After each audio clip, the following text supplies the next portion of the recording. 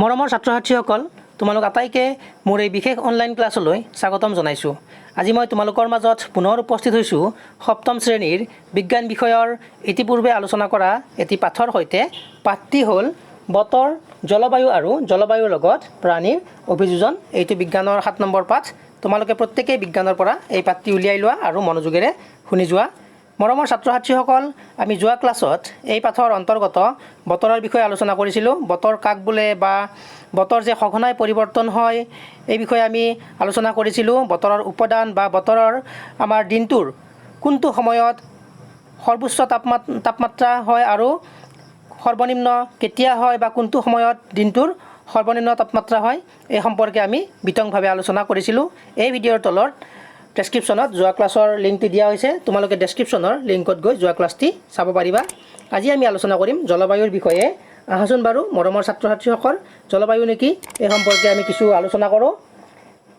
জলবায়ু এখন ঠাইৰ দীৰ্ঘ সময়ৰ ধৰা 25 বছৰৰ গড় বতৰৰ যি নমুনা, এই নমুনাকে সেই ঠাইৰ জলবায়ু বুলি কোৱা হয়। যদি এখন ঠাইত উষ্ণতা বেছিভাগ সময়ৰ বাবে বেছি থাকে তেন্তে আমি ক'ম যে সেই ঠাইৰ জলবায়ু গৰম। যদি সেই ঠাইত বৰষুণৰ পৰিমাণ বেছি হয় তেন্তে আমি ক'ম যে সেই ঠাইৰ জলবায়ু গৰম আৰু সেমেকা। ইয়াত তোমালোকৰ সুবিধাৰ বাবে দুখন ইয়াত তালিকা দিয়া হৈছে। প্ৰথমখন তালিকা দিয়া হৈছে শ্ৰীনগৰ, জম্মু আৰু কাশ্মীৰৰ।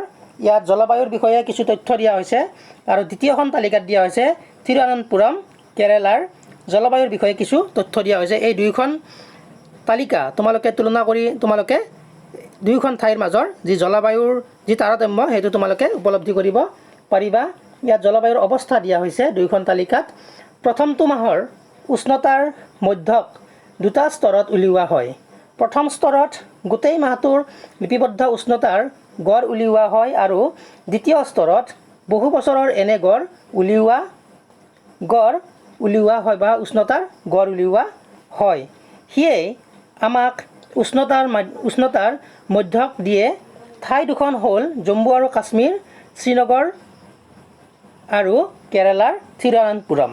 গতিকে এই দুয়োখন ঠাইৰ মাজৰ জলবায়ুৰ যি পাৰ্থক্য, এই পাৰ্থক্য তোমালোকে ইয়াত মন কৰিব পাৰিবা এই তালিকা দুখন চাই। এতিয়া এই দুয়োখন তালিকাত আমি সহজে অনুমান কৰিব পাৰোঁ যে জম্মু কাশ্মীৰ আৰু কেৰেলাৰ জলবায়ু বেলেগ বেলেগ।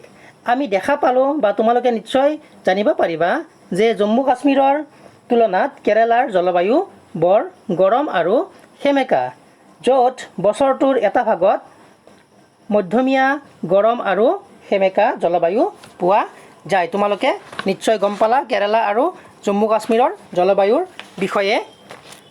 এতিয়া এই একেধৰণৰ তথ্য ভাৰতৰ পশ্চিম অঞ্চল যেনে ধৰা তোমালোকে ৰাজস্থানৰ বাবে যদি লোৱা হয় দেখা পাবা তোমালোকে যে বছৰটোৰ বেছিভাগ সময়তে ইয়াৰ উষ্ণতা অধিক হয়। কিন্তু কম মাহৰ বাবে থকা শীতকালত উষ্ণতা একেবাৰে কমি যায়। এই অঞ্চলত বৰষুণৰ পৰিমাণ বৰ কম। এয়াই মৰুভূমিৰ জলবায়ুৰ বৈশিষ্ট্য। তোমালোকে নিশ্চয় জানা এয়া মৰুভূমিৰ উষ্ণতা। তোমালোকে বৰষুণৰ যি পৰিমাণ, এই পৰিমাণ মৰুভূমিত নিচেই কম আৰু এয়াই হ'ল মৰুভূমিৰ জলবায়ুৰ এটা বিশেষ বৈশিষ্ট্য। ই গৰম আৰু শুকান। উত্তৰ পূব ভাৰতত বছৰটোৰ বেছিভাগ সময়তেই বৰষুণ হয় আৰু সেয়ে আমি ক'ব পাৰোঁ যে উত্তৰ পূব ভাৰতৰ জলবায়ু সেমেকা। গতিকে তোমালোকে নিশ্চয় গম পালা যে উত্তৰ পূব ভাৰতৰ জলবায়ুৰ বিষয়ে তোমালোকে গম পালা। অৰ্থাৎ এখন ঠাইৰ জলবায়ু বিভিন্ন কাৰকৰ ওপৰত নিৰ্ভৰ কৰি সেই ঠাইখনৰ জলবায়ু বেলেগ বেলেগ হ'ব পাৰে।